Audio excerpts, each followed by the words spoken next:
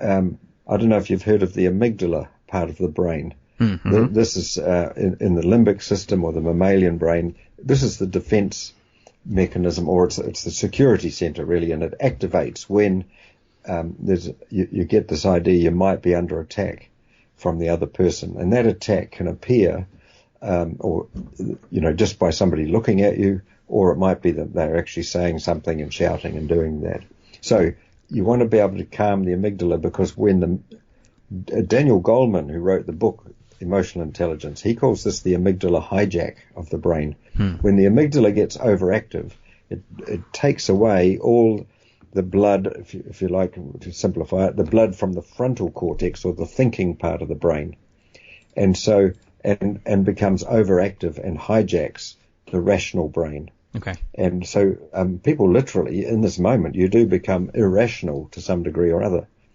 It doesn't help to tell people that they're irrational, by the way. It just makes them more upset. But right. If you can notice that this is what's happening for you, and that you're not sure what to say, so this is where people start stuttering and going, I don't know what to say. You can't think what to say. Not only can't you say it, but you can't think and plan.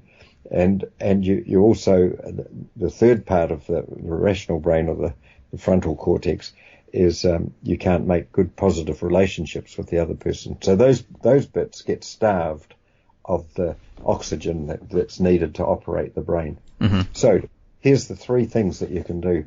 First thing is to breathe deeply. When we're under a thinking fight-flight, which is what the amygdala activates, you want emergency breath, and so your breathing is a lot more shallow.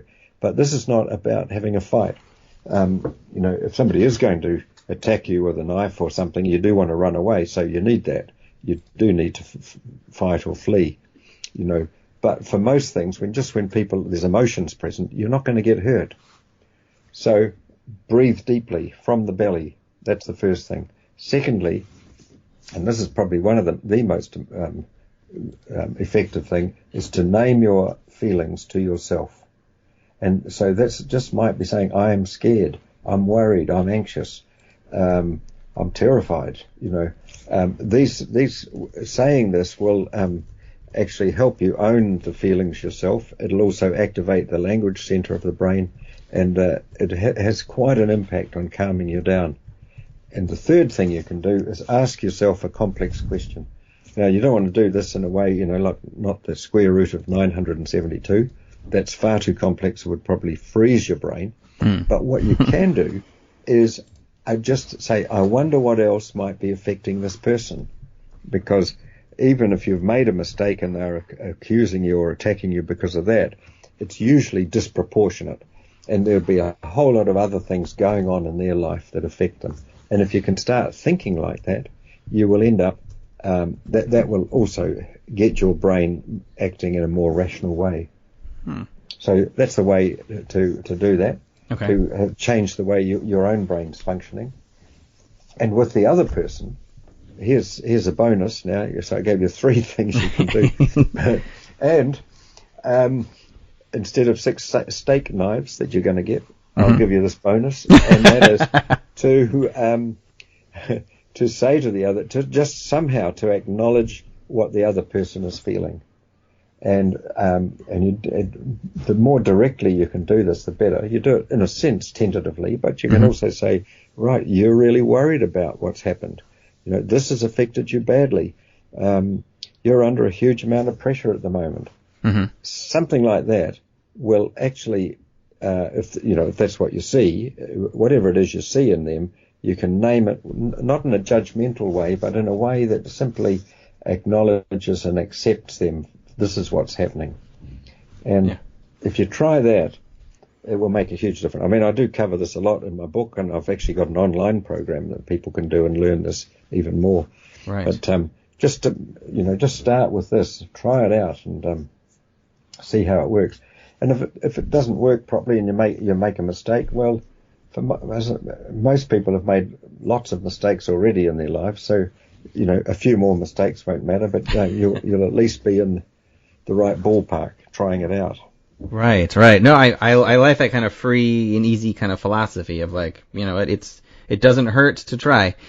Yeah. When I'm curious then in this moment where you're, let's say, calling out someone else's emotions, is there, and maybe you cover this in your book, are there certain words you should use or should avoid using so you don't trigger and make the situation worse? Absolutely. Now, the biggest one would be, I know exactly how you feel. Ah, yes. Okay. I was thinking that one, and I was like, I wasn't sure if that's like definitely one of those no things you're not supposed to say. Yeah. Okay. Well, if you're uncertain, try it out anyway and see what sort of response you get. Right. Because that's called experiential learning, and somebody blows you up and says, you've got no idea what I'm feeling like. You can go, oh, okay, that wasn't quite the right thing to say. Right. Well, I even encourage people not to say, I can see that you are upset. Okay. Because that's it turns you into more of an observer. Mm-hmm. But just kind of almost you enter into their world and say, right, this is pretty distressing, isn't it? Or even you're pretty distressed. Okay.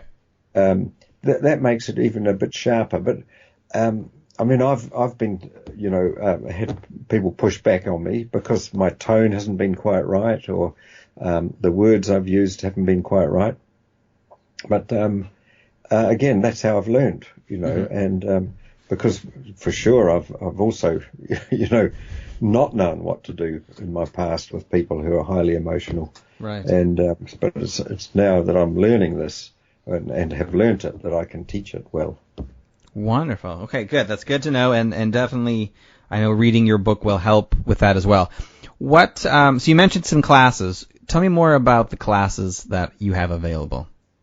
Well, I run these mostly in New Zealand, although if somebody did want to, bring me over to the States to run this, I'd be very happy to do it for organisation, But what I do, though, is we run these as 2 half days. 1 day of training is just too much all at once. So, as it turned out, when I developed this program, it was for a bank, a branch in a bank, and they could only do the training after hours. So we did it, from 5 o'clock through till 7 or 8 o'clock. And I said, well, one session's not long enough. So I have to go back next week and do it. Mm-hmm. And then from that, I've really developed this and knowing from principles of adult training. So they do 4-hour session. I teach some of these principles, get them to practice it, and say, now, between now and next week, try this out as many times as you can. When we come back the following week, there's a real good chance to process this, and then I teach a few more things. Mm-hmm. I also, of course, have follow-up, so people get automated emails every month to remind them.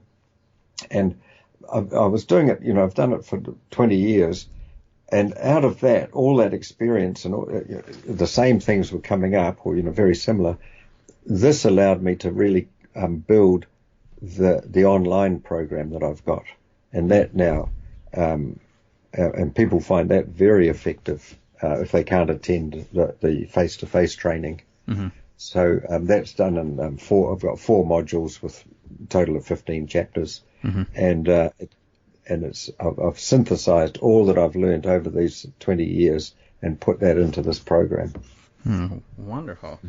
Well, so John, you've experienced a lot, and you've definitely have done a lot. And with everything that you have done over these years, what would you say has been the best advice that you've ever received? Oh, well, that's a great question, isn't it? The one, well, I probably heard it from somebody else, but I certainly know I gave it to myself as the best advice that I've received. And that was when I was my last year of high school, and I thought I wouldn't criticize or judge myself for anything that I've done in the past.